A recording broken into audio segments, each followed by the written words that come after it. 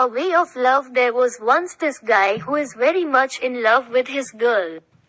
This romantic guy folded 1,000 pieces of paper cranes as a gift to his girl. Although, at that time he was just a small fry in his company, his future doesn't seem too bright. They were very happy together.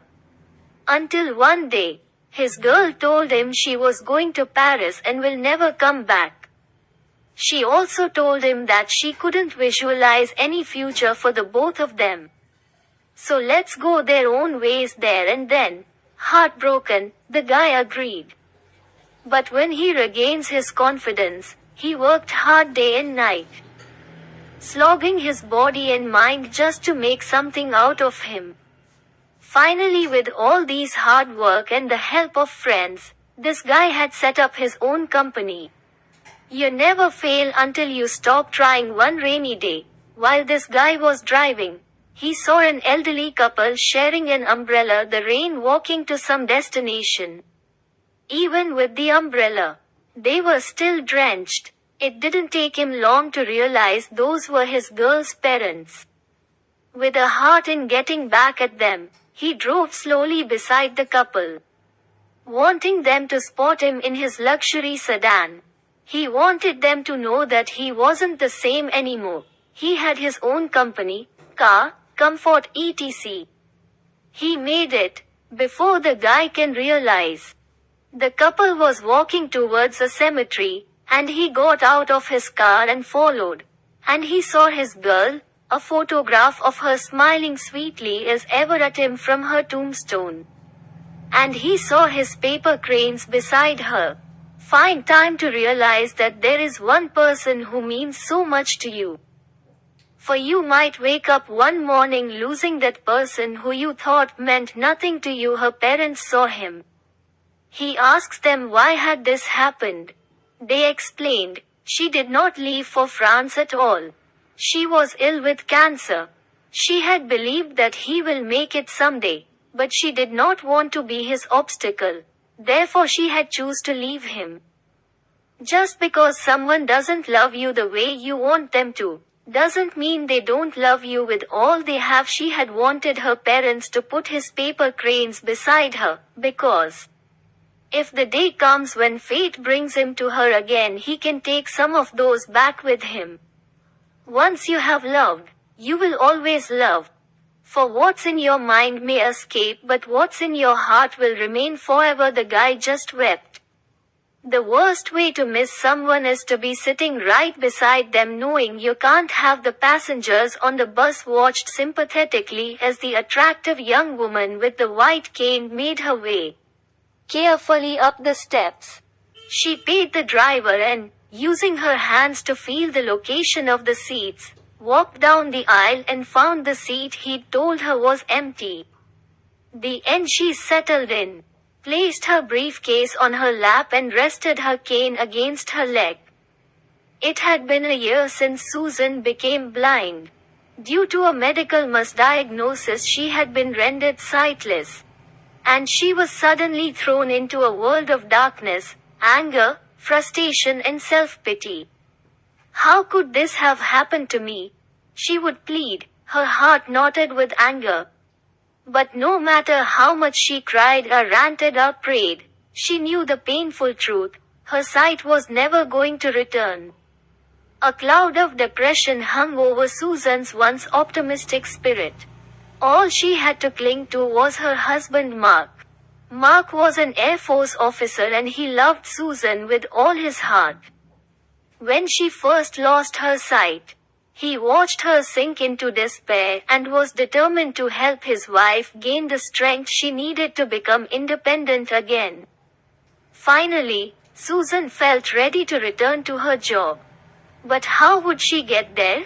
She used to take the bus, but was now too frightened to get around the city by herself. Mark volunteered to drive her to work each day, even though they worked at opposite ends of the city.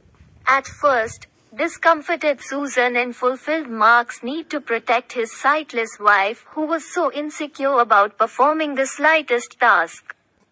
Soon, However, Mark realized that this arrangement wasn't working. It was hectic and costly. Susan is going to have to start taking the bus again, he admitted to himself. But just the thought of mentioning it to her made him cringe.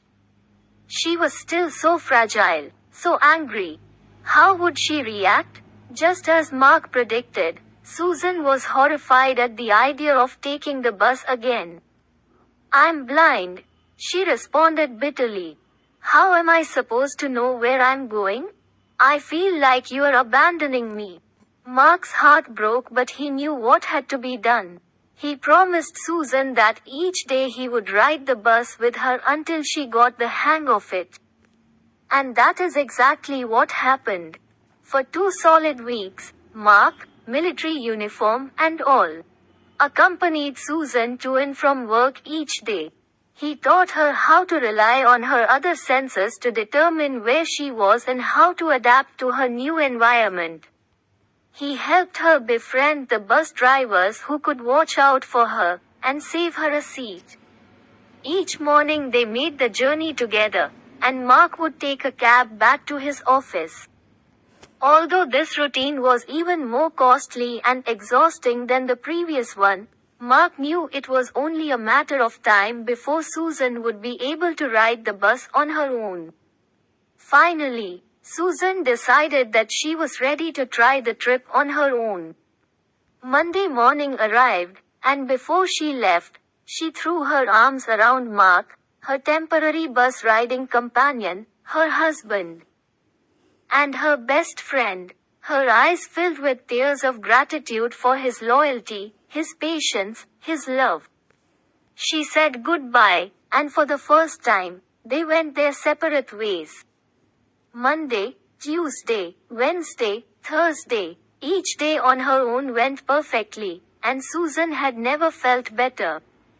On Friday morning, Susan took the bus to work as usual. As she was paying for her fare to exit the bus, the driver said, "Boy, I sure envy you." Susan wasn't sure if the driver was speaking to her or not.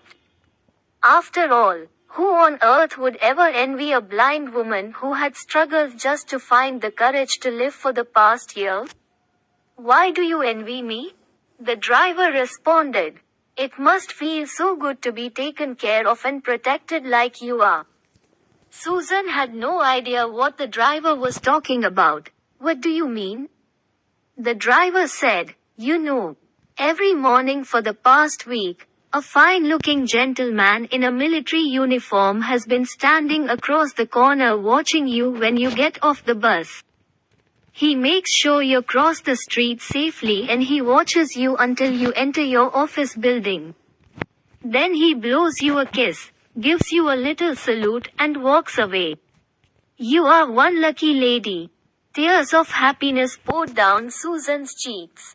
For although she couldn't see him, she had always felt Mark's presence. She was blessed, so blessed. For he had given her a gift more powerful than sight, a gift she didn't need to see to believe, the gift of love that can bring light where there had been darkness.